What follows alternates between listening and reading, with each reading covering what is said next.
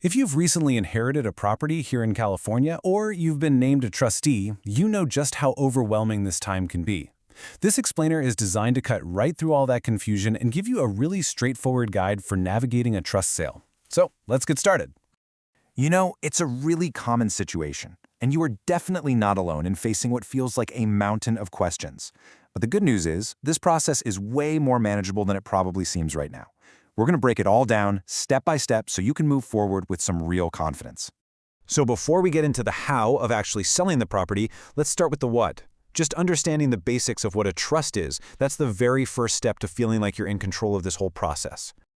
I want you to think of a living trust as a kind of protective box. The person who created it, we call them the grantor, places their assets, like a house, right inside this box. This is a super powerful strategy, and it's mainly designed to avoid a really complicated and public court process called probate, which we'll get to in just a minute.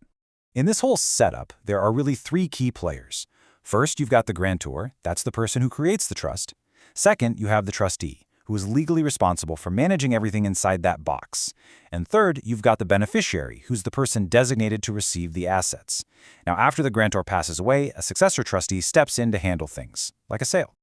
Now, here is the most important point, the one thing you really need to remember. Once that property is inside the protective box, the trust legally owns it, not the individual.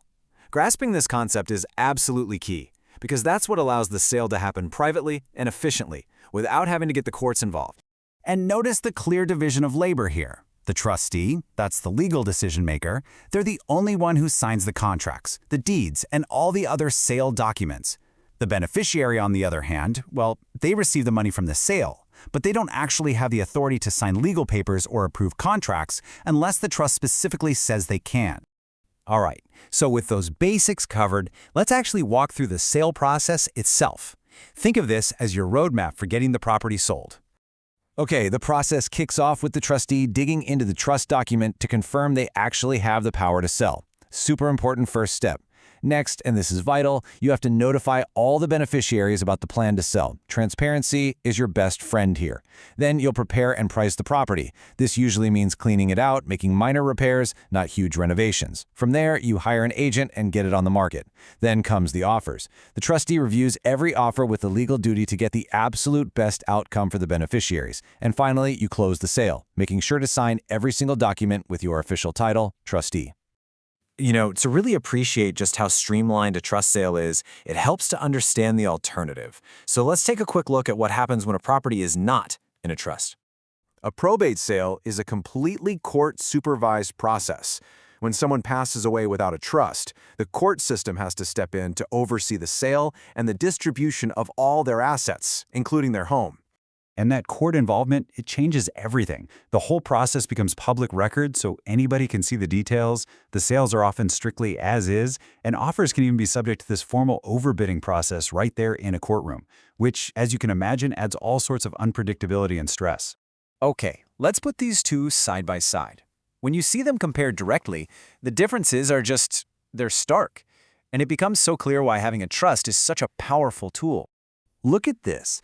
With a trust sale, you have zero court involvement, which means you get high privacy, tons of flexibility, and generally lower legal fees. A probate sale? It's the exact opposite on every single point. It's a mandatory, public court process with very limited flexibility and, you guessed it, often much higher costs. And maybe the biggest difference of all is the timeline. A trust sale can often be wrapped up in 30 to 60 days, pretty much like a standard real estate deal. A probate sale, though, that can drag on for 6 to 18 months, or sometimes even longer, all because of court schedules and required waiting periods. It's a huge difference. Now, being a trustee, that's a serious responsibility. Knowing the common pitfalls ahead of time is absolutely the best way to make sure this whole process goes smoothly and, frankly, to protect yourself from any potential liability. So let's run through some common mistakes. First, listing the property before you've even confirmed it's actually titled in the trust's name. You'd be surprised how often this happens. Another big one is just failing to communicate with the beneficiaries, which can easily lead to disputes. Also, spending a ton of trust money on huge renovations. Remember, a trustee's job is to preserve value, not to flip the house. Oh, and this one is huge. Distributing the money too soon before all the estate's debts and taxes are settled. And finally, just trying to do it all yourself. This is a complex process, and getting professional guidance is just invaluable. This quote really gets to the very heart of it all. Your legal obligation, your fiduciary duty, is to the beneficiaries. And why does this matter so much? Because this duty isn't just some friendly guideline. It's a legal requirement. If you fail to act in their best interests, you could be held personally liable. It means you have to be diligent, you have to be transparent, and you have to be focused on getting the most value for the trust, not just making a quick or easy sale. We have covered a lot, I know, but the key takeaway is this. While every family and every trust is unique, the path forward is not a mystery. With clear information and a really solid understanding of your role, you can absolutely navigate this process and honor your responsibilities. So, what's next for you?